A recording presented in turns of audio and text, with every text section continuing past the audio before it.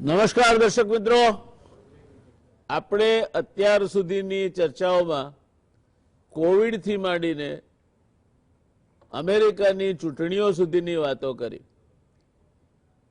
પણ આખરે તો આપણો ઉત્સવ એટલે તો દીપોત્સવી ઉત્સવ, આપણું નવું વર્ષ એટલે 2076 પૂરું થાય ને 2077 શરૂ થાય તે વિક્રમ સંવતનું નવું વર્ષ, આપણા તહેવારો એટલે આજથી શરૂ થઈને ભાઈ બીજ કે પાંચમ સુધી ગણીએ તે આપણા તહેવારો. એટલે ગુજરાત સમાચાર ટેલિવિઝનમાં આ વિષય ઉપર વિગતે વાત કરવાનું અમે નક્કી કર્યું. શરૂઆત કરીએ આપણે. આજે બે તિથિ વિશે વાત કરવાની છે, કારણ કે યોગાનું યોગ આ બે તિથિઓ સંયોજન તિથિ છે. એક ઉતરે છે પછી વચ્ચેથી બીજી બેસી જાય છે. ત્યારે પહેલી વાત કરીએ આપણે તો વાઘ બારસ, પોળા બારસ પણ કહેવાય છે ને, અને વાક બારસ એટલે માં વીણાવાદિનીની કૃપા મેળવવા માટેની બારસ પણ કહેવાય છે. દોસ્તો, આપણે આજે શરૂઆત કરીશું માં સરસ્વતીની પ્રાર્થનાથી, કારણ કે જો સરસ્વતી છે તો બાકીનું બધું છે. અને કેમ અત્યારે વધારેમાં વધારે ઉપયોગી છે તેની એક થોડી પૂર્વ ભૂમિકા પણ હું આપીશ. પછી આપણી પાસે એક ધુઆધાર પેનલ છે, એને આપણે ચર્ચાનો દોર આગળ વધારવા માટેની વિનંતી કરીશું. કરીએ શરૂઆત પ્રાર્થનાથી, અને તે પણ માં સરસ્વતીની પ્રાર્થનાથી. યા કુંદે દુતુષાર હાર ધવલા યા શુભ્રવસ્ત્રાવૃતા યા વીણા વરદંડ મંડિત કરા યા શ્વેત પદ્માસના યા બ્રહ્માચ્યુત શંકર પ્રભૃતિભિર દેવૈ સદા વંદિતા સા માં પાતુ સરસ્વતી ભગવતી નિશેષજાડ્યાપહા. અર્થ થાય વિદ્યાની દેવી માં સરસ્વતી, જે કુંદના ફૂલ, ચંદ્રમા, હિમ રાશિ અને પાણીદાર મોતીના હારની માફક સફેદ વર્ણની છે, શ્વેત વસ્ત્ર ધારણ કરે છે, માના હાથમાં વીણા અને દંડ શોભાયમાન છે, શ્વેત કમળ પર એણે આસન ગ્રહણ કર્યું છે, તેમજ બ્રહ્મા, વિષ્ણુ અને શંકર આદિ દેવતા દ્વારા એ સદા પૂજિત છે. આ દેવી અજ્ઞાન અને જડતાને દૂર કરવા વાળી માં સરસ્વતી, અમારી રક્ષા કરો. એટલે આપણે પહેલા માનું શરણું સ્વીકાર્યું કે અમારી રક્ષા કરો.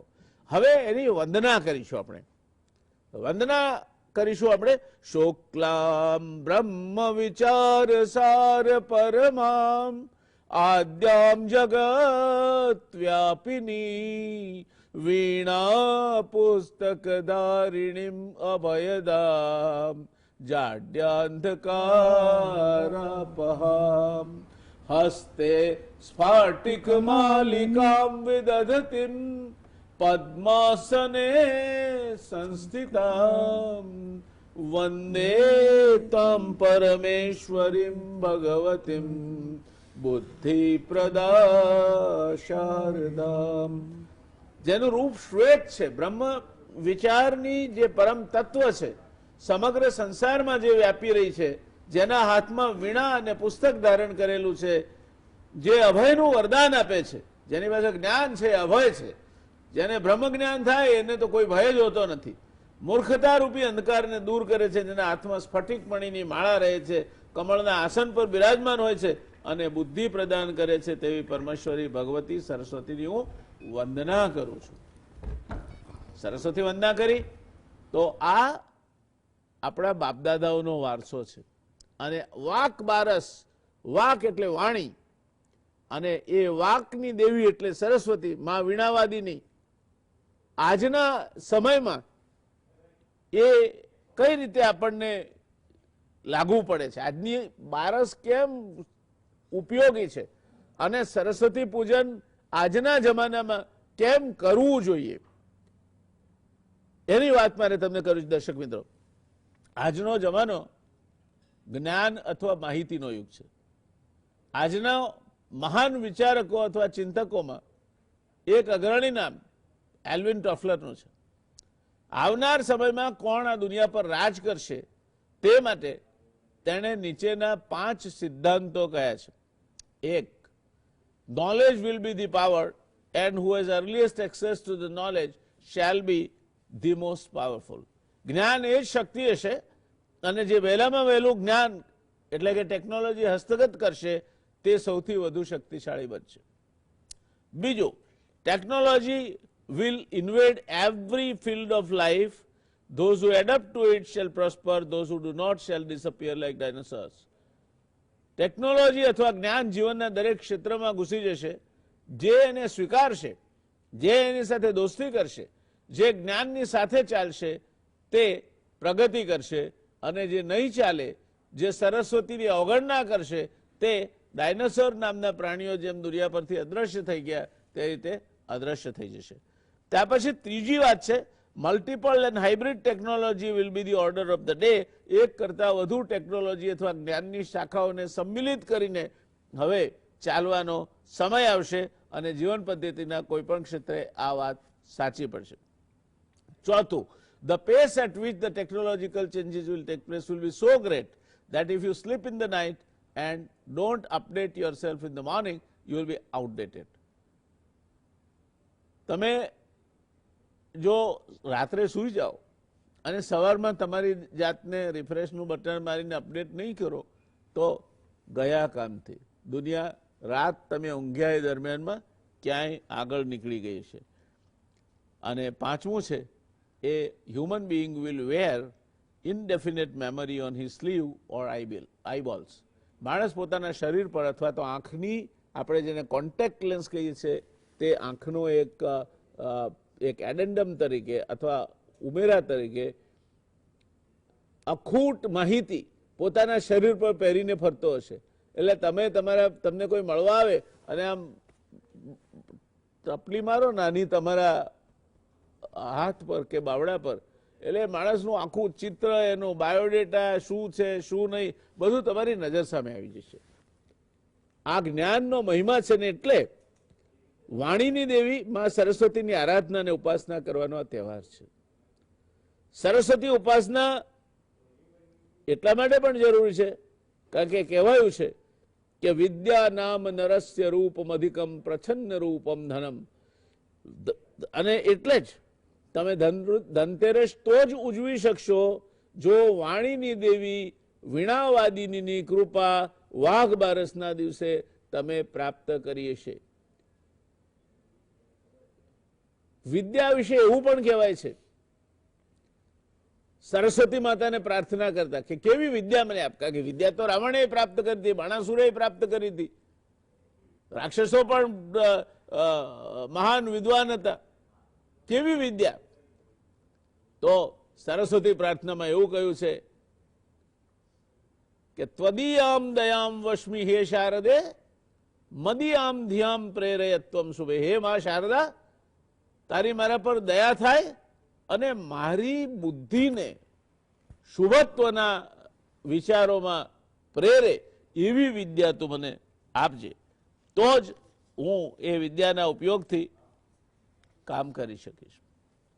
અને ત્યાર પછી આપણે ધનતેરસની વાત કરીએ, પણ એ પહેલા થોડી વાતો વાઘ બારસ પર કરી લઈએ. આપણી પાસે પેનલમાં બે વિદ્વાન પેનલિસ્ટ છે. એક ડોક્ટર દવે છે, મહેન્દ્રભાઈ દવે, અને ડોક્ટર મહેન્દ્રકુમાર દવે એ શ્રી સોમનાથ સંસ્કૃત યુનિવર્સિટીમાં પ્રોફેસર છે. પૂર્વ કાર્યકારી વાઇસ ચાન્સેલર રહી ચૂક્યા છે, રજિસ્ટ્રાર પણ રહી ચૂક્યા છે. 18 જેટલા વિદ્વતાપૂર્ણ પુસ્તકો લખ્યા છે. 50થી વધુ રાષ્ટ્રીય અને આંતરરાષ્ટ્રીય કોન્ફરન્સમાં તેઓ ભાગ લઈ ચૂક્યા છે અને 18થી વધુ એમફિલ અથવા પીએચડીના વિદ્યાર્થીઓને એમણે માર્ગદર્શન આપ્યું છે. એટલે સાચા અર્થમાં જેને એક જ્ઞાતા અથવા વિદ્વાન કહી શકાય, શિક્ષક કહી શકાય, એ ડૉક્ટર મહેન્દ્રકુમાર દવેને આપણે આવકારીએ છીએ. એક યુવાન સાથી અમારા, બિલકુલ તાજો તરોજા ચહેરો, પહેલી જ વાર ગુજરાત સમાચાર ટેલિવિઝનના સ્ક્રીન પર આપ એમને જોઈ રહ્યા છો. ક્યારેક ગુજરાતીમાં કહેવાય છે કે નાનો પણ રહીનો દાણો. એ નાનો પણ રહીનો દાણો એટલા માટે કહેવાયું છે કે એની અંદર એટલી બધી ક્ષમતા અને શક્તિ હોય છે કે એના કદ ઉપરથી એને ન માપી શકાય. અને અનંત કૃષ્ણજી એ વ્યાકરણ અને પુરાણ વિશે ખૂબ તજજ્ઞ જ્ઞાન ધરાવે છે. એમનો અભ્યાસ છે એ ક્ષેત્રોમાં. અને પૂજનીય કૃષ્ણશંકર શાસ્ત્રીજીના પુત્ર ભાગવત ઋષિજી એમના સુપુત્ર છે. પણ આપણે ઉત્તમા આત્મના ખ્યાતા તરીકે એમને અનંત કૃષ્ણ શાસ્ત્રી તરીકે જ ઓળખીશું, કારણ કે આવનાર સમયમાં જે વૈષ્ણવ સમાજ છે, વૈષ્ણવ વિધિઓ છે, પુષ્ટિ માર્ગ છે, એને લગતી બાબતોમાં એ સમાજનું માર્ગદર્શન કરવાના છે.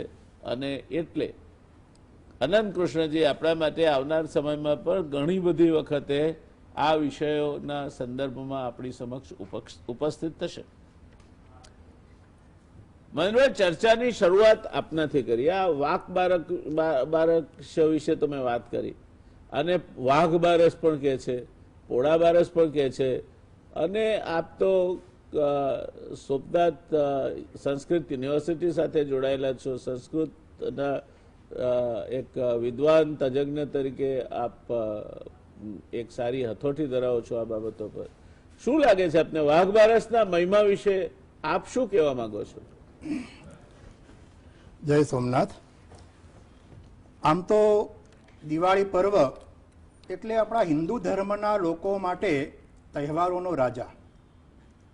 સ્નેહરૂપી જ્યોતને પ્રજ્વલિત કરાવતું આજના સ્વતંત્ર પરિવારમાં રંગાયેલી પ્રજાના મનોને ઉજાગર કરી 5 દિવસ સાથે બેસી પારિવારિક દૂરીને દૂર કરી નજીક લાવી આત્મીય જ્યોતને પ્રગટાવતું. ફટાકડા બનાવનાર કોઈ પણ કોમના હોય, પણ તેમને પણ રોજગારી અર્પી કરોડો રૂપિયાના ફટાકડા ખરીદી અને તેમના ઘરોને રોશની પ્રગટાવતું, રોશની ફેલાવતું, આ જે દૈવી તત્વના વધામણા કરાવતું પર્વ એટલે આ દીપોત્સવી પર્વ છે. આ પર્વમાં રમા એકાદશી, રમા એટલે પત્ની, રમાનું વ્રત કરી કેશવની અને અથવા શ્રી કૃષ્ણની પૂજાનું વિશેષ અહીં મહત્વ અંકિત કરવામાં આવેલું છે. પૌરાણિક કથા એવી છે કે મુજુકંદ રાજાએ પોતાની પત્નીના કહેવાથી આસોવદ એકાદશીએ મહાપાપોને સમાવનાર આ વ્રત કરી અમરતા પ્રાપ્ત કરી હતી. એટલે કે આગળના દિવસે ઉપવાસ કરી મનની શુદ્ધતા પ્રાપ્ત કરી બ્રહ્મા, વિષ્ણુ અને મહેશ રૂપી ત્રિદેવની જેમ મહાકાલી, મહાલક્ષ્મી અને મહાસરસ્વતી સ્વરૂપી ત્રણેય દેવીઓના આગમનને વધાવવાની ઇંતજારી સેવાતી હોય છે.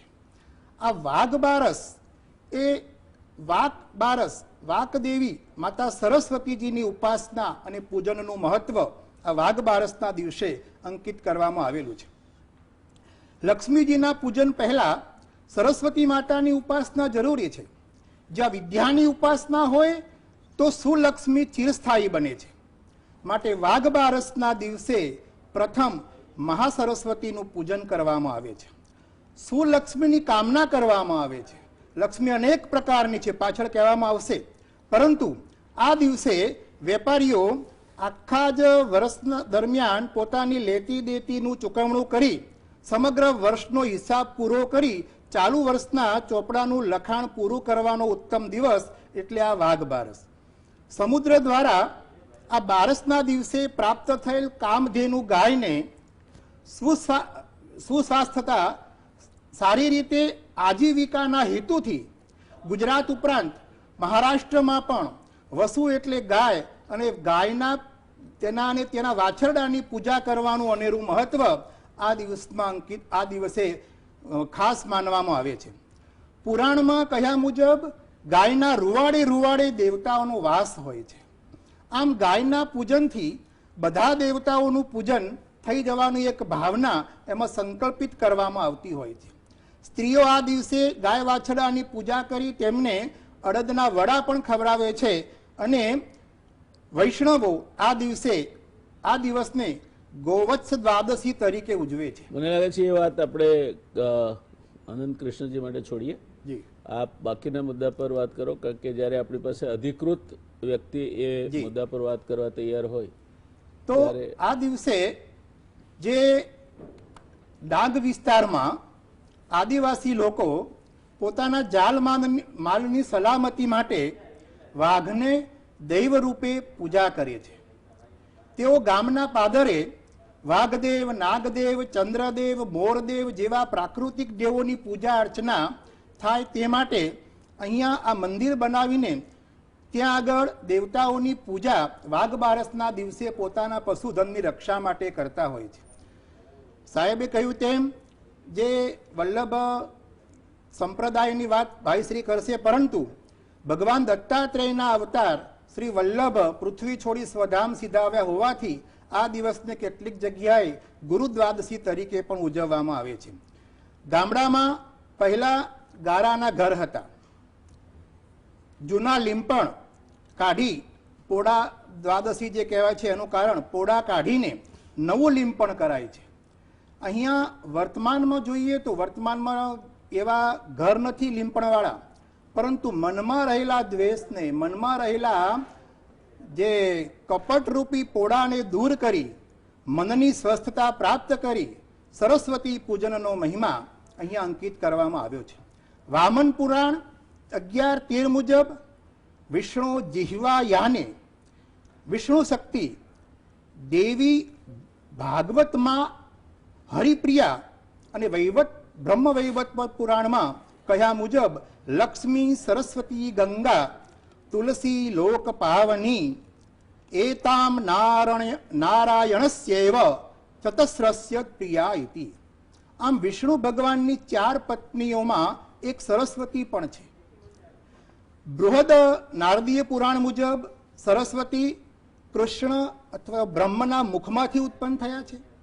આ દેવી સરસ્વતીની પૂજા ઉપાસના દ્વારા વિદ્યાના ઉપાસકો આજના દિવસે સરસ્વતીની પૂજાનો ખાસ મહિમા એ જે પુરાણમાં ગાયો છે તેને મહત્વ આપીને એને માતા સરસ્વતીની પૂજા કરે છે.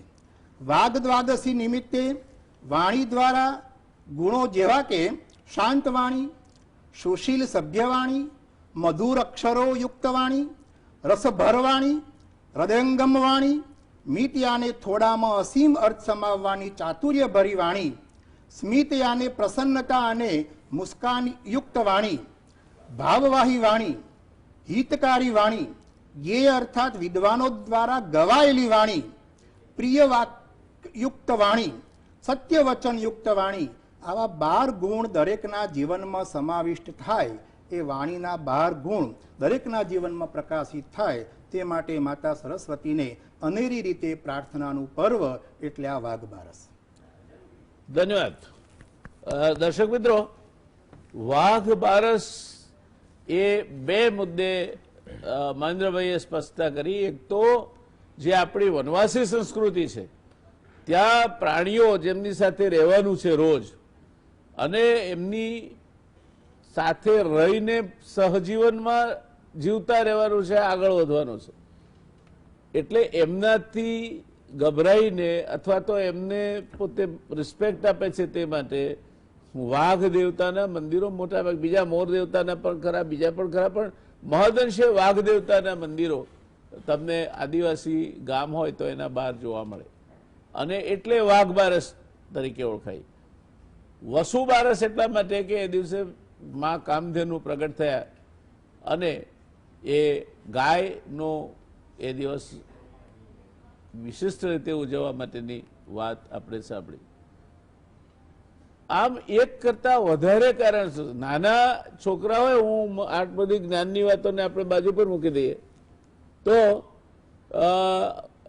11 આવે એટલે મારી માનો એક ખાસ પેટર્ન શબ્દ હતો કે કાલે 12 છે, કાલે ધમરોળીને નવરાઈ અને ગધાડા કાઢવાના, તે જાય શેખ મામાના ત્યાં જઈને લડમ લડા કરે, બધી બહેનોના ત્યાંથી આવ્યા હોય ને ગધેડા, એટલે આ ગધેડા કાઢવાના એટલે શું, 12ના દિવસે ધમરોળીને નવરાવાના, એટલે માથું બાથું ધોઈ સાફ બાફ કરી બરાબર ઉચકીને બાળકને તૈયાર કરવાનું અને દિવાળીની ઉજવણી માટે એને પછી આપણે એ આનંદ ઉત્સવમાં ભાગ લઈ શકે તે માટે બાળક જગજગાટ થઈને નવા કપડાં પહેરે અને વાળ બાળ કપાયા હોય, બરાબર માથું સાબુ દઈને ધોઈ નાખ્યું હોય અને તૈયાર થઈ જાય. આ એનો મહિમા એટલા માટે છે કે મેં હંમેશા કહ્યું છે કે વાઘ બારસ છે, પોળા બારસ, એ ગેટવે ટુ દીપાવલી ફેસ્ટિવલ છે. ત્યાંથી દિવાળીનો જે તહેવારો છે એ ઉજવવાની શરૂઆત થાય એક રીતે કહીએ તો. અને દિવાળીના તહેવારોમાં આ વખતે તો કમનસીબે આપણા માથે કોવિડ પડ્યો છે, બાકી તો કેટલી બધી વસ્તુ આવે. દિવાળીના દિવસમાં ઘર ઘર દીવા થાય, ફટાકડા ફટફટ ફૂટે, બાળક બહુ વરખાય. આ કમનસીબે આ વખતે આ કોવિડે આનો દાટ વાળી દીધો છે. બીજું શું થાય તો આજ દિવાળી, કાલ દિવાળી, ગામના છોકરા ખાય સુવાળી, મેરમેર રાજા, ઘેર સુવાળી થાય, પકવાન થાય અને છોકરા મિષ્ટાન ખાઈને મજા કરે. 14 આવે, વડા થાય, કકડાટ કાઢે, ક્યાંક દહીં વડા કોઈ બનાવે, એ વળી પાછું એક ચેન્જ મળે તમને. અને પછી દિવાળીના દિવસે તો મિષ્ટાન જ મિષ્ટાન. દિવાળીના આ 4 દિવસ આપણે એટલું બધું તાપડીએ છીએ કે પછી કોકને ત્યાં જઈએ તો ગળપણ જોઈને આપણને પેલો લો ઓફ ડિમિનિશિંગ માર્જિનલ રિટર્ન્સ અર્થશાસ્ત્રમાં ઘટતા જતા સંતુષ્ટિ ગુણનો એક નિયમ કહે છે. તો આપણને બેસતા વર્ષ સુધીમાં તો જે એકદમ ભાવતી ચોળાફળી, એકદમ તૂટી પડવાનું મન થાય એવા મઠિયા, એકદમ મોંમાં લઈને મૂકી દઈએ એવી ઘારી, ઘૂઘરા, આ બધું બેસતા વર્ષ સુધીમાં આપણને લાગે કે આના સિવાય ખીચડીને કઢી આપે તો સારું, એટલે ભગવાનને અન્નકૂટ ધરાવે તો બીજના દિવસે ખીચડી કઢી ખરા છે, ભગવાનને અપચો ના થઈ જાય. તો આપણે આ બધા આપણા તહેવારો છે ને એ પણ વૈજ્ઞાનિક રીતે ગોઠવાયેલા છે. વાત કરીશું આપણે વૈષ્ણવ સંપ્રદાયને લગતા જે બાબતો છે એમાં ગૌ વત્સ પૂજા એ એક મહત્વનો પ્રસંગ છે અને એ પ્રસંગનું શું મહત્વ છે એ અંગેની વાત અનંતકૃષ્ણજી આપ કરશો. આપ ઓવર ટુ યુ, આપનો વાત જે છે તે આપ રજૂ કરો. શ્રી ગોપી જનવલ્લભાય નમઃ. પ્રથમ તો આપ સૌને વચ્ચે 1-2 મિનિટ પછી બ્રેક આવશે, આપ ડિસ્ટર્બ નહીં થતા. આપની જે કઈ વાત છે તે ચાલુ રહેશે બ્રેક પછી. આપ સર્વેને વાઘ બારસની હાર્દિક શુભકામનાઓ. તો વાઘ બારસને ગોવત્સ દ્વાદશી પણ કહેવાય છે. તો એના ઘણા બધા કારણ છે. એક પૌરાણિક કથા છે. સુવર્ણપુર નામનું એક નગર હતું, તેમાં દેવદત્ત નામનો રાજા હતો. હવે એની 2 પત્નીઓ સીતા અને ગીતા. તો જે સીતા હતી એને ભેંસ પાડેલી અને જે ગીતા હતી એને ગાય પાડેલી.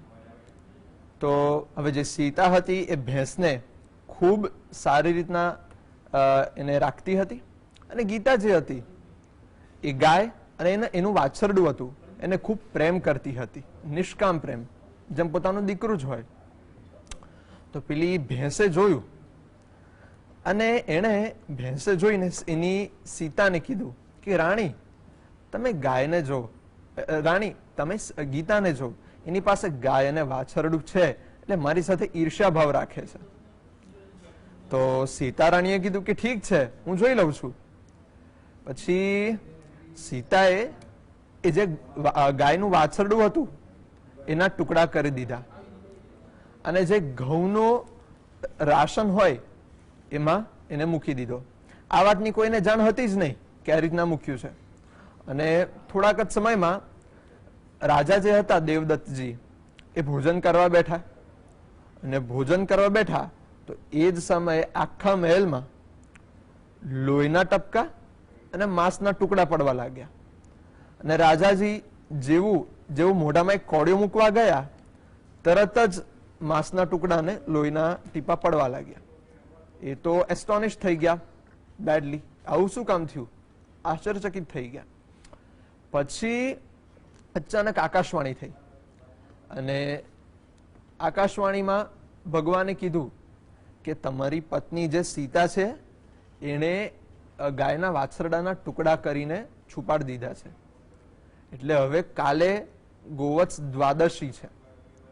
એ દિવસે ગાયના પૂજનનું ખૂબ મહત્વ હોય છે. તો હવે તમે કાલે પહેલવેલા બ્રહ્મ મુહૂર્તમાં ઉઠી નહીં ધોઈને તમે જે ભેંસ પાડેલી છે એને નગરની બહાર મોકલી દો અને ગાય અને વાછરડું એ બંનેનું પૂજન કરો. એ પૂજન કરશો, તમે જે આ પાપ કરેલું છે એ પાપથી તમે મુક્ત થશો અને જે વાછરડું મરી ગયેલું છે એ પુનર્જીવિત થઈ જશે. આટલે અટકીશું અનંત યા કૃષ્ણજી. હા. આપણે એક નાના બ્રેક માટે રોકાવું પડશે, પણ ખૂબ અગત્યની વાત કરી રહ્યા છો કે ગોવત્સ પૂજા, ગો એટલે ગાય અને વત્સ એટલે એનું વાછરડું, એની પૂજાનું મહાત્મ્ય શું છે એની આપ બહુ સરસ રીતે રજૂઆત કરી રહ્યા છો. આપની એ વાત બ્રેક પછી ચાલુ રહેશે. દર્શક મિત્રો, રોકાઈએ એક નાનકડા બ્રેક માટે. નમસ્કાર દર્શક મિત્રો, બ્રેક બાદ પુનઃ આપનું આ ચર્ચામાં સ્વાગત છે. સીધા જઈશું આપણે અનંત કૃષ્ણજી પાસે. એમની ગોવત્સ પૂજા અંગેની કથા અર્ધે પહોંચી છે, એને પૂરી કરાશે. તો આપણે ચર્ચા કરતા હતા એમ, તો એ આકાશવાણી થાય છે ને ભગવાન જણાવે છે કે ભાઈ તમે તમારી પત્ની જે છે એણે વાછરડાને કાપી દીધું છે અને એના કારણે આખા મહેલમાં આવી ખરાબ સ્થિતિ થઈ છે. અને આવતીકાલે ગોવત્સ દ્વાદશી હોય છે, એટલે તમે એ દિવસે ગાયનું પૂજન કરો અને તમારા મહેલમાં જે ભેંસ રહેલી છે એને બહાર કાઢો અને નગરમાંથી મુક્ત કરી દો. પછી રાજા જે હોય છે એ ગાયનું પૂજન કરે છે અને જે વાછરડું મરી ગયું હોય છે પુનર્જીવિત થઈ જાય છે અને રાજાએ જે કરેલું પાપ હોય છે એ પાપથી પણ મુક્ત થઈ જાય છે. તો આ આપણને એવું બોધ આપે છે કે આપણે આખા વર્ષ દરમિયાન જાણતા અજાણતા વિચાર, વાણી, વર્તન દ્વારા જે પણ બધા પાપો કર્યા હોય એ બધા પાપોથી આપણે આ દિવસે ગૌ પૂજન કરીને મુક્ત થઈએ, જેથી હવેનું જે વર્ષ શરૂ થશે એ આપણે આપણું વર્ષ સારી રીતના પસાર થાય. કારણ કે બુદ્ધિ શુદ્ધ ન થાય ત્યાં સુધી સારા વિચારો ન આવે અને સારા વિચારો ન આવે ત્યાં સુધી જીવનમાં આનંદ ન આવે. એટલે આજના દિવસે ગાય માતાનું પૂજનનું ખૂબ મહત્વ રહેલું છે. અને બીજો પણ એક પ્રસંગ છે, શ્રીમદ ભાગવતજીમાં 10મા સ્કંધમાં આવે છે. કૃષ્ણ ભગવાન એમના સખાઓ સાથે વનમાં ભોજન કરતા હોય છે અને એ જ વખતે બ્રહ્માજી એમને શંકા થાય છે. એ કૃષ્ણ ભગવાનની પરીક્ષા કરવાનું વિચારે છે અને પછી પહેલા એમની જે ગાયો હોય છે ઠાકોરજીની એ બધી બ્રહ્માજી લઈ લે છે. એમના જે સખાઓ હોય છે એમને પણ બ્રહ્માજી લઈ લે છે અને ઠાકોરજી વનમાં એકલા જ રહી જાય છે. એ જે દિવસ હોય છે એ ગોવત્સ દ્વાદશીનો દિવસ હોય છે અને 1 વર્ષ સુધી ઠાકોરજી બધી જે ગોપીઓ હોય છે, જે ગોપીજનો હોય છે, બધાના મનોરથો પૂર્ણ કરવા માટે, વાત્સલ્યનું દાન કરવા માટે બધા જેમના સખાઓનું રૂપ ધારણ કરે છે, ગાયોનું રૂપ ધારણ કરે છે અને 1 વર્ષ સુધી આ લીલા કરે છે. પછી જ્યારે બ્રહ્માજી એમને જ્ઞાન થાય છે, એમને ખબર પડે છે કે મારી સાથે મેં તો અમને મારા બ્રહ્મલોકમાં લઈ રાખ્યા છે, આ લોકો અહીંયા ક્યાંથી આવ્યા? ત્યાર પછી એ જે દિવસે એમને જ્ઞાન થાય છે એ દિવસ પણ ગોવત્સ દ્વાદશી છે. એટલા માટે અને ઠાકોરજીની તો એક લીલા જ હતી, કારણ કે એમણે બ્રહ્માજીને મોહ પમાડ્યો હતો. કારણ કે કૃષ્ણ ભગવાન તો અંતર્યામી છે, તો ચાહે એ કરી શકે. એટલે જેમ એમણે અર્જુનને પણ કુમતિ કરાવી હતી ગીતામાં, એમ બ્રહ્માજીને પણ મોહમાં મૂકી દીધા. તો એ આ દિવસનો ખાસ પ્રસંગ છે.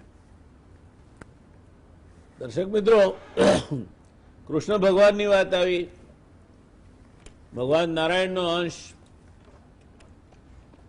અને ઠાકોરજીની લીલાનો તો પાર કોણ પામી શક્યું છે? મારું મોરસાળ સૌરાષ્ટ્રમાં, અને સૌરાષ્ટ્રમાં જન્માષ્ટમી જે રીતે ઉજવાય છે એવી બીજે ક્યાંય નથી ઉજવાતી. ત્યારે બાળપણમાં એક ગીતની પંક્તિઓ સાંભળેલી, અને એ જે ભાઈ અનંત કૃષ્ણજીએ કહ્યું એ વાતની પુષ્ટિ કરતી પંક્તિઓ છે. એ પંક્તિઓ બહેનો ગાય અને નૃત્ય પણ કરે, ભાઈઓ પણ ગાય અને નૃત્ય પણ કરે. એમાં કોણ ગાય એ અગત્યનું નથી, એનો ભાવ અગત્યનો છે. અને પંક્તિઓ હતી, હે રાધાને કોને જાલ ઝબૂક, હે રાધાને કોને જાલ ઝબૂક, વાલો મારો મોહ ઉપજાવે રે, રાધાને કોને જાલ ઝબૂક, વાલો મારો મોહ ઉપજાવે રે. આ મોહ ઉપજાવવાનું કામ એ આ કૃષ્ણ ભગવાનનું કામ છે. માયા, એની માયાનો કોઈ સમજી ના શકે. એ જયારે મોં ફાડે મહાભારતના મેદાન પર, ત્યારે અર્જુનને દેખાડે કે જો આ બધા જે તું કહે છે કે માતુલા ભાત્રા ભ્રાત્રાશ્ચૈવ પુત્રાન પૌત્રાન સખાતા હતા, આ બધા મોંના મારા કાળના મોંમાં ઉભેલા છે. માટે હે અર્જુન, તું તારું તો કામ નિમિત્ત તરીકે યુદ્ધ કરવાનું છે. ક્લૈવમ માસ્મગમ પાર્થ નૈતત્વયી ઉપપદ્યતે, ક્ષુદ્રમ હૃદય દૌર્બલ્યમ ત્યક્તોત્તિષ્ઠ પરંતપ. ઉભો થા, ઉભો થા, ઉભો થા. આ કૃષ્ણ છે. અને એની લીલા એટલી અપરંપાર છે કે જેનો તાગ પામવાનું આપણા માણસો માટે તો શક્ય જ નથી, પણ બ્રહ્માજી પણ ન પામી શકે ને દેવો પણ ન પામી શકે. એ ભગવાનની લીલા છે. યાદ કરીએ ઠાકોરજીની લીલાને, મનોમન માનસ પૂજા કરીને એમને વંદન કરીએ. દોસ્તો, જઈએ મહેન્દ્રભાઈ પાસે પાછા. આપણા ત્યાં આપણી સંસ્કૃતિમાં ઘરનો ઉમરો પૂજાય છે. સવારમાં ગૃહિણી હોય એ ઉમરો ધોવે, એને કુમકુમના તિલક કરે, બંને બાજુ સાથિયા પૂરે, અને પછી જ એ દિવસની શરૂઆત થાય. આનું વિશેષ મહત્વ છે. વાઘ બારસના દિવસે ઉમરા પૂજન કરી અને આ ઘર સાફ બાફ કરી રાખ્યું હોય, એ મને લાગે છે કે દિવાળીના ઉત્સવની શરૂઆતની એ અંધાણી છે. તો એનું શું રહસ્ય છે? કેમ ઉમરા પૂજન કરવું જોઈએ? ઉમરા પૂજન નું વિશેષ મહત્વ એવું છે કે જ્યારે વાઘ બારસના દિવસે માતા સરસ્વતીનું આગમન આપણા ઘરોમાં થાય, એવી આપણી એક મનનો ભાવ. કારણ કે ત્રણ સ્વરૂપ દેવીના છે, મા સરસ્વતી, મહાકાલી અને મહાલક્ષ્મી. તો મહાસરસ્વતીનું પૂજન પહેલા એ માટે છે કે સારી વાણી હોય તો સારી લક્ષ્મી ઘરમાં આવે. હવે લક્ષ્મી ઘરમાં આવે ત્યારે એ લક્ષ્મી સુલક્ષ્મી આવે ત્યારે તે ઘરને આપણે દિવાળી આવ્યા પહેલા, ન માત્ર સ્ત્રીઓ, આપણે જોઈએ છીએ કે પુરુષો પણ આ જે દેવીઓને વધાવવા માટે રંગરોગાણ કરી, ઘરને સુસજ્જ કરી, પવિત્ર બનાવી, મનને પણ પવિત્ર બનાવવાની ભાવના, સ્ત્રી સાથે પુરુષનું એકાત્મતા, ઘર સફાઈ કરવાની પણ ભાવના આપણા ગુજરાતમાં પ્રવર્તે છે. એમાં જે ઉમરો છે એ આગમનનું પ્રતીક છે. જ્યારે ઉમરામાં દેવનો વાસ છે, ઉમરાથી જ જ્યારે આપણે લગ્ન કરીએ છીએ ત્યારે ગૃહિણી ઉમરા ઉપર કળશ મૂકવામાં આવે છે, એમાં ચોખા મૂકવામાં આવે છે, કારણ કે એમાં અનંત ગણો એ ઘરમાં એનો પ્રકાશ પથરાય એવી વિશેષ ભાવના હોવાને કારણે અમારા બા ગોદાવરી બા એ આ ઉમરા ઉપર દરરોજ સવારે ઉઠે એટલે નૈન પહેલો ઉમરો પૂજતા. ત્યારે મને સમજાતું નહીં બહુ કે આ ઉમરો એટલે શું, શા માટે ઉમરો પૂજવો જોઈએ. પરંતુ જ્યારે શાસ્ત્રોનું અધ્યયન કર્યું ત્યારે લાગ્યું કે ભલે એમને કંઈક ખબર હોય કે ન હોય કે ઉમરાનું શું મહત્વ છે, પરંતુ આપણી ભારતીય સંસ્કૃતિને અનુમોદન આપીને તેઓ ઉમરા પૂજન કરતા હતા. એટલે ઘરમાં પવિત્રતા, સુસ્વસ્થતા, સુસ્વાસ્થ્યતા સાથે સુરુચિતા અને ભોજનમાં પવિત્રતા, મનની પવિત્રતા એ જળવાતી હતી. માટે ઉમરા પૂજનનું વિશેષ મહત્વ છે. મને તો એમ લાગે છે કે આપણે દિવાળીના દિવસોમાં નહીં, પરંતુ આખા વર્ષ દરમિયાન ઉમરા પૂજન કરવું જોઈએ. કારણ કે એનું વૈજ્ઞાનિક મહત્વ જેમ એમણે જણાવ્યું ખૂબ સારું છે કે આપણે દિવાળીના દિવસો નહીં પણ રોજે આપણે કરવું જોઈએ. કારણ કે આપણે ત્યાં જે મહેમાન પધારે છે આપણને ખબર નથી કે એ કેવી શક્તિ લઈને પધારે છે. એટલે જે સાથીઓ હોય એ બધી નેગેટિવ એનર્જી પોતે લઈ લે છે અને પોઝિટિવ એનર્જી ઇમ્પાર્ટ કરે છે. તો જે માણસ, જે મહેમાનો પધારે એમને પણ ખૂબ સારું લાગે ને આપણે ત્યાં સારી શક્તિ, સકારાત્મક શક્તિ વધતી જાય અને આપણને કોઈ નુકસાન ન થાય. એટલે પણ આપણે નિત્ય કરવો જોઈએ. જી દર્શક મિત્રો, મારે એમાં એક નાનો ઉમેરો કરવો છે. ઉમરો છે ને એ રાક્ષસી શક્તિના નાશનું નિશાન છે. હિરણ્યકશિપુએ વચન માંગ્યું હતું કે મારું મૃત્યુ દિવસે ન થાય, રાત્રે ન થાય, જમીન પર ન થાય, આકાશમાં ન થાય, લોખંડથી ન થાય, બીજી કોઈ ધાતુથી ન થાય. અને એ માનતો હતો કે પોતે સંપૂર્ણપણે અજેય છે અને એનું કશું જ કોઈ બગાડી શકે એમ નથી. ત્યારે જે સ્તંભ, જેને પ્રહલાદને એને હિરણ્યકશિપુએ કહ્યું કે તારા ભગવાનના સ્તંભમાં છે કે હા, તો કે બાથભર ધગધગતા લોખંડના સ્તંભ ઉપર ભગવાન એને એક નાની સિંદૂરી કીડીની લાઈન જતી બતાવી. તું દીકરા ચિંતા ના કરતો. અને જેવો પ્રહલાદ એને બાથ ભળે છે એવા સ્તંભ ફાટીને નૃસિંહ અવતાર બહાર આવે છે. આવીને પેલાને પકડી અને લઈ જાય છે.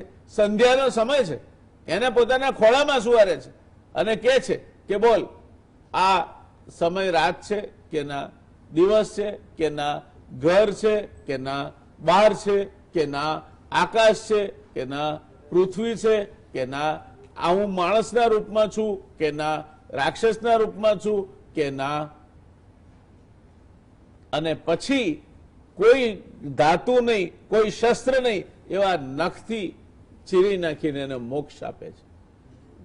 ઉમરો એ આ પ્રકારની રાક્ષસી શક્તિઓને ભગવાનને સ્વયં જ્યાં બેસીને મોક્ષ આપ્યો છે એ તમારા ઘરનો ઉમરો છે. અને એટલે આપણે જોડા બહાર મૂકીને આવીએ છીએ એટલા માટે કે એ અપવિત્ર છે.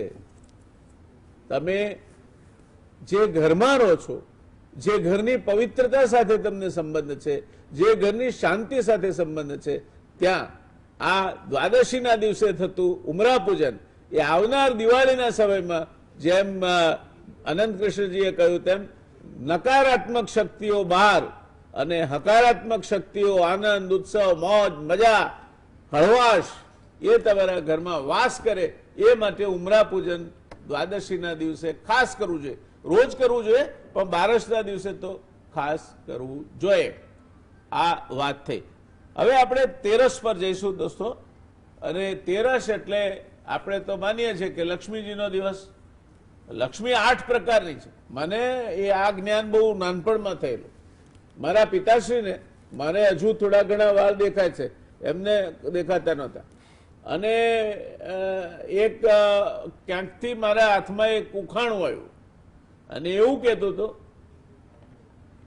કે કાણિયા નરકોક સાધુ એટલે કોઈ જે માણસો, જે ભાઈઓ દિવ્યાંગ હોય એના ઉપર આ નહીં લેવું, પણ એ આંખમાં કંઈક ખામી હોય એટલા પૂરતું લેવું. આ જૂના જમાનાના અમુક ઉખાણાઓ આજના ટાઈમમાં કહેવા જેવા નથી હોતા.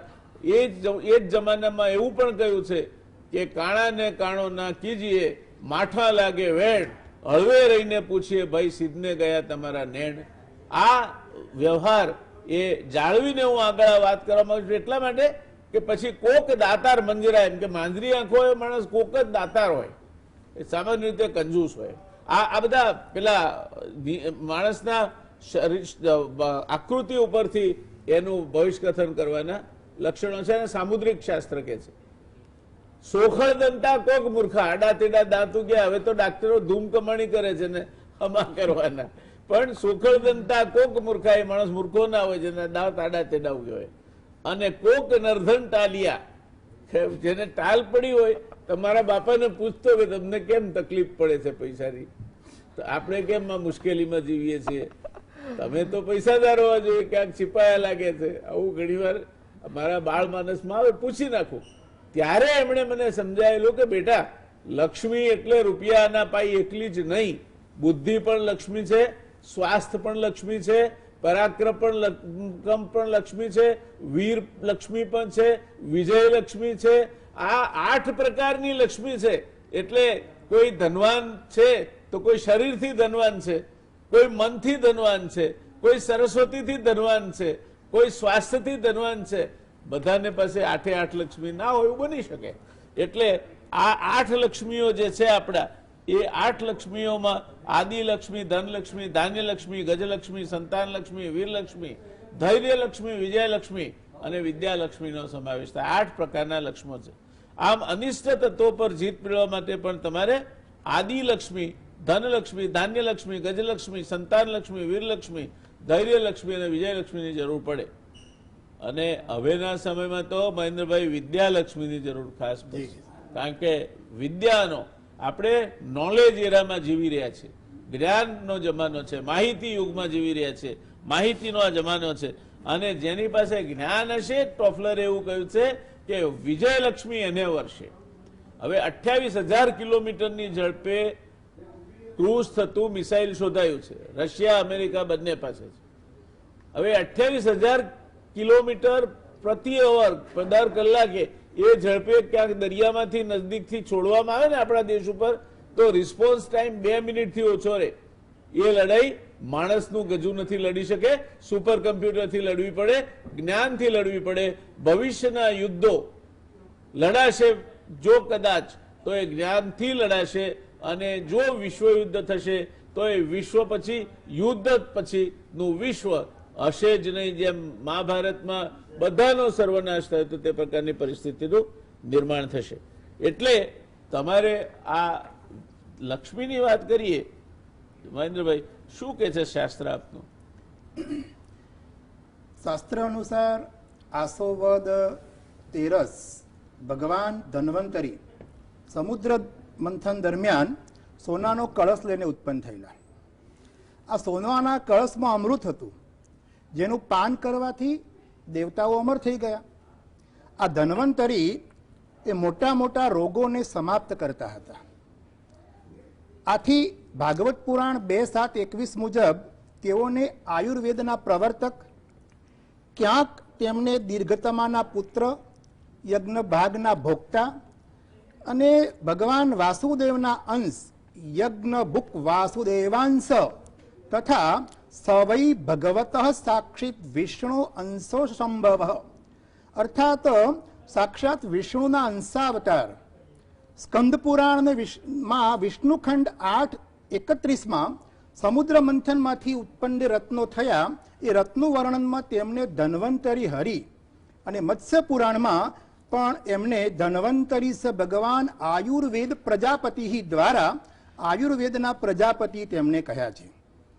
બ્રહ્મવૈવર્ત પુરાણ ખંડ 4:51 મુજબ નારાયણાંશો ભગવાન સ્વયં ધન્વંતરી મહાન, પુરા સમુદ્ર મંથને સમુપસ્થિતો મહાદધે. વાયુપુરાણમાં પણ અણિમાદી સિદ્ધિઓની પ્રાપ્તિ સમુદ્ર મંથન દ્વારા. જ્યારે ભગવાન ધન્વંતરી ઉત્પન્ન થયા ત્યાર પછી લક્ષ્મી માતા પણ એમાં સમુદ્ર મંથન બાદ, સમુદ્ર મંથન દરમિયાન લક્ષ્મી માતા પણ ઉત્પન્ન થયેલા. ત્યારે જે આપણા વેદ છે એના 4 ઉપવેદ છે, ધનુર્વેદ, ગાંધર્વવેદ, સ્થાપત્યવેદ અને આયુર્વેદ. તો 4 વેદમાં આયુર્વેદનું પણ વિશેષ સ્થાન છે. આયુર્વેદના પ્રવર્તા ધન્વંતરીજી એમના જન્મ દિવસે વિશેષ રૂપે ઉજવવાનો નિર્ણય કર્યો. આયુર્વેદ સાથે આજે ધન પૂજાના વિશેષ મહત્વનું આ દિવસ, ધન પૂજામાં સોના ચાંદી અને વાહન ખરીદવાનો દિવસ એટલે આ ધનતેરસ. મને લાગે છે આપને મારે રોકવા પડશે, કારણ કે સમય આપણો ગતિ કરી રહ્યો છે ને છેલ્લી 4 મિનિટ બાકી છે. હું આપને આપવા માંગીશ કે આ જે વૈષ્ણવ સંપ્રદાયની માન્યતાઓ છે એમાં લક્ષ્મી પૂજનને આપ કઈ રીતે જુઓ છો? બરોબર છે. તો પહેલી વસ્તુ તો આપણે અત્યારનો સમય પણ એવો છે કે દરેક જણને લક્ષ્મીની જરૂર પડે છે. અને લક્ષ્મીજી આપણે જોઈએ તો કોના પગ દબાવે છે? તો કે શ્રી કૃષ્ણચંદ્ર ભગવાનના. એટલે આપણું ખરું ધન તો ઠાકોરજી જ છે, કૃષ્ણ ભગવાન જ છે. અને કૃષ્ણ ભગવાનને કઈ રીતના પ્રસન્ન કરવા? તો ભક્તિ યોગથી. એ સ્વયં કે છે. એટલે આપણા ખરે ધનતેરસની પૂજામાં જો લક્ષ્મીજીનું પૂજન ના થાય તો ચિંતાનો વિષય નથી. પણ આપણા જો ઠાકોરજીનું સરસ રીતના પૂજન થઈ જાય, પંચામૃત સાથે એમનું અભિષેક થાય તો આપણી ધનતેરસ થઈ જાય. કારણ કે એ જ્યાં બિરાજે છે ત્યાં સ્વયં લક્ષ્મીજી પધારે છે. શ્વેત ઇન્દિરા શશ્વદત્રહી. અને તો આપણે એ દિવસે જ એમની ઠાકોરજીની સેવા કરીએ, પૂજા કરીએ તો આપણી ધનતેરસ એમાં જ થઈ જાય છે. અને વિશિષ્ટ જેને જે રીતના ધનતેરસ અલગથી કરવી હોય પણ આપણો ભાવ સારો જ રાખીને કરવી તો 100% ધનતેરસની પૂજા થઈ જ જાય છે. અને રામચરિતમાનસમાં સુંદરકાંડની ખૂબ એક સરસ ચોપાઈ છે. જહાં સુમતિ તહ સંપત્તિ નાના, જહાં કુમતિ તહ વિપત્તિ નિદાના. એટલે જ્યાં સુમતિ હોય છે ત્યાં સંપત્તિ એ વ્યક્તિને પ્રાપ્ત થાય છે, પણ કુમતિ હોય છે ત્યાં વિપત્તિઓ ત્યાં આપોઆપ આવી જ જાય છે. ધન્યવાદ. આપે જે સમય આપને આપ્યો એમાં બિલકુલ બહુ જ ટૂંકાણમાં પણ સ્પષ્ટ રીતે આપે બે વસ્તુ કહી.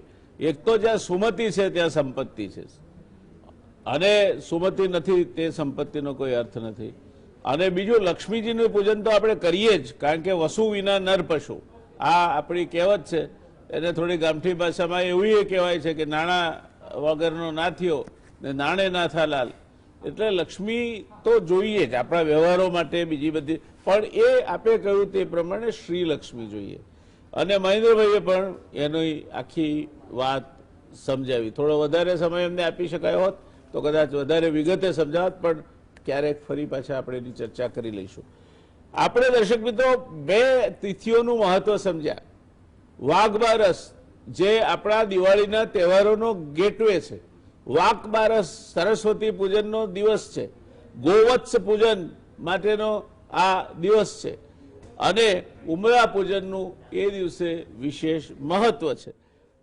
પોળા બારસ તરીકે પણ એને જાણીએ, એટલે ઘરની સાફસૂફી કરવાનું, પોળા ઉખાડવાનું, લીંપણ કરવાનું, જ્યાં લીંપણના ઘર હોય ત્યાં એ દિવસ એટલે વાઘ બારસ. અને બરાબર માં પોતાના છોકરાને માથું ધોઈને ધમરોળીને નવરાવે અને દિવાળી માટે તૈયાર કરે, એને મામાના ઘેર ગધેડા કાઢ્યા કહેવાય. એ દિવસ એટલે વાઘ બારસ. આટલું બધું તમે કર્યું હોય તો પછી ધનતેરસની વાત કરવાની, વિવિધ પ્રકારની લક્ષ્મી વિશે વાત કરી, પણ સૌથી અગત્યની વાત આ બંને આપણા વિદ્વાન પેનલિસ્ટે કરી છે, શું લક્ષ્મી હોવી જોઈએ. લક્ષ્મી આપણે દિવાળીમાં રાત્રે બારણા ખુલ્લા રાખીએ, દિવાળીમાં ઘરને તાળું ન મારીએ, કારણ કે લક્ષ્મીજી રાત્રે ફરવા નીકળે છે, એનું વાહન ઘુવડ છે, અને ઘુવડ દિવસે જોતું નથી. દિવા પશ્યતિ નોલુક કાકો નક્તમ ન પશ્યતિ, અપૂર્વકોપી કામંદો દિવા નક્તમ ન પશ્યતિ. ઘુવડ દિવસે જોઈ શકતું નથી. એટલે આપણે શરદ પૂર્ણિમાની વાતમાં પણ કહ્યું હતું કે આ કોજાગરી પૂનમ કેમ બની? કારણ કે લક્ષ્મીજી નીકળે ફરવા, કો જાગરતી કરતા કરતા, એટલે કોજાગરી પૂનમ નામ પાડ્યું આપણે. પણ દિવાળીના દિવસોમાં તો ઘર શણગારવું, ઉમરા પૂજન કરવું, ઉમરામાં સાથિયા દોરવા, આંગણામાં રંગોળી પૂરવી, અને રાત્રે સરસ મજાની દીવા કરી અને ઘર એવું તૈયાર રાખવું કે લક્ષ્મી ફરવા નીકળ્યા હોય તો સીધા આપણા ઘરમાં આવે. એ સાચી લક્ષ્મી આવી અને એ લક્ષ્મી તમને તારી દેશે. બાકી લક્ષ્મી પૂજન કરી અને એવી લક્ષ્મીને તમે આમંત્રણ આપો કે જે શ્રી લક્ષ્મી નહીં પણ રાક્ષસી લક્ષ્મી છે, તો રાવણની લંકા અને કૃષ્ણની દ્વારિકાની માફક ભલે શરૂઆતમાં જેમ સ્ટીરોઇડ આપે માણસના ચહેરા પર લાલાશ દેખાય, એમ તમારે ત્યાં થોડા દાડા બધું જાગ જમા દેખાશે, પણ નવું પડ્યા જૂનાને લઈ જાય એમ તમારા ત્યાં તકલીફો આવનાર પેઢી માટે મોટી ઊભી થશે. અને તમે જે રસ્તે આવ્યા છે પૈસા, એ જ રસ્તે એનાથી બમણી ગતિએ પાછા જશો. માટે લક્ષ્મી પૂજન ચોક્કસ કરજો, પણ શ્રી લક્ષ્મી આવે એનું પૂજન કરજો. હા, લક્ષ્મી પૂજનની વાત કરતા હો ને તો તમે જો દીકરીને ના આવકારતા હો ને તમને લક્ષ્મી પૂજન કરવાનો અધિકાર જ નથી. જે ઘરમાં એની કુલવધુ એટલે કે વહુ પીડાય છે, જે ઘરમાં વહુના સાથે અવ્યવહાર અથવા દુર્વ્યવહાર થાય છે અને જે ઘરમાં દીકરીને આવકાર નથી, એ ઘર લક્ષ્મી પૂજા કરે તો પણ સ્મશાન વચ્ચે માનીને ચાલવાનું. એ ઘરને લક્ષ્મી પૂજા કરવાનો કોઈ અધિકાર નથી, કારણ કે આ બે લક્ષ્મીઓને તો તમે પીડો છો. નથી તમે દીકરીને સ્વીકારતા કે નથી તમે વહુને શાંતિથી જીવવા દેતા. જ્યાં યત્ર નાર્યસ્તુ પૂજનતે રમંતે તત્ર દેવતા. લક્ષ્મી એટલે આ બધા લક્ષ્મીના સ્વરૂપો છે અને એ બધાના ઉપર હેડ ઓફિસ છે મા બાપ. પોતાના મા બાપનું પૂજન ના કરતા હો, તમે પોતાના મા બાપને સારા ભલા અવસરે તમે એમના આશીર્વાદ ના લેતા હો, પૂર્વજોના નામે પાણિયારે દીવો કરતા ના હો, તો તમે બહાર જે કંઈ દાન કરો છો એ તમારી પ્રશસ્તિ માટે કરો છો. ઘરે જાઓ, ખરું મંદિર ઘરમાં છે. આ વાત આજથી આપણે ધ્યાનમાં રાખવાની છે. દિવાળીના તહેવારોમાં કોઈનું કુટુંબના કોઈ પણ માણસનું, બાળકથી માંડીને વૃદ્ધ સુધીનું મન ન દુભાય, ઘરમાં એવી કોઈ વાત ન થાય જેના કારણે ક્યાંક ને ક્યાંક ઉગ્રતા આવે. શાંતિથી, આનંદથી 2076ના વર્ષને આપણે વિદાય આપવાની છે. એક વર્ષ ક્યાં જતું રહ્યું ખબર નથી પડતી, જિંદગી ક્યાં જતી રહેશે ખબર નહીં પડે. તો આ દિવાળી બધા સાથે છીએ, પ્રેમથી ઉજવો. ઘરના બારણા રાત્રે ખુલ્લા રાખજો, કોક આવે તો મહેમાન. ભલે તમે એને સામે ડીશ ધરવામાં મુખવાસ ધરજો, કારણ કે એ ગળ્યું નહીં ખાય, બધે ગળ્યું ખાઈ ખાઈને કંટાળે હોય માટે. તમે કંઈક ફરસાણ બરસાણ સારું બનાવશો, તાજું હશે તો ખાશે, પણ બાકી તો આ કોવિડના જમાનામાં માસ્ક બાંધવો, સોશિયલ ડિસ્ટન્સિંગ જાળવવું અને સેનિટેશન 2 કલાકે હાથ ધોવા, આ પણ તમારી આ પૂજાઓનો ભાગ ગણજો. કારણ કે શિયાળો છે, ફટાકડા ફૂટશે, ધૂળ ઉડશે, એના કારણે હવાથી નહીં ફેલાતો કોવિડ પણ અત્યારે વધારે ફેલાશે, એનો વાવર વધશે. એને હળવાશથી ન લેશો તો દિવાળી તમારી શુભ જશે. આપણે આજે 12 અને 13 વિશે વાત કરી, બાકીની તિથિઓ વિશે પણ વાત કરીશું અને એના મહાત્મ્ય વિશે પણ આજના સંદર્ભમાં આપણે કઈ રીતે જોઈએ એની પણ વાત કરીશું. તો દર્શક મિત્રો, અટકીએ આટલેથી. અમારી સાથે જોડાયા એ માટે ડૉક્ટર મહેન્દ્રભાઈનો અને ભાઈ અનંત કૃષ્ણજીનો હૃદયપૂર્વક આભાર. ગુજરાત સમાચારના બધા જ દર્શક મિત્રોનો તહે દિલથી આભાર. દિવાળીના ગેટવેમાં તમે પ્રવેશી ચૂક્યા છો, એ ગેટવેની અંદર પણ તમારા માટે આનંદની મહેલાતો માલતી હોય અને ખુશી આનંદમાં આવનાર 4-5 દિવસ એકદમ ધમધમાટ રીતે જે થવું છે મંદિરનું થશે, બાકીના બધાનું જે થશે ભગવાને આપી છે આ જિંદગી, ભગવાન જીવાડશે એમ સમજીને આનંદથી જીવી નાખજો. કોકને ક્યાંક નાનું મોટું મન દુઃખ હોય તો માફ કરી દેજો, પણ આ તહેવારોને રંગે ચંગે માણજો એવી શુભેચ્છા સાથે મારી વાતને વિરામ આપું છું. મળીશું કાલે એક નવી પેનલ સાથે, નવા વિષય સાથે. ધન્યવાદ. શુભરાત્રી. Take care. આવજો.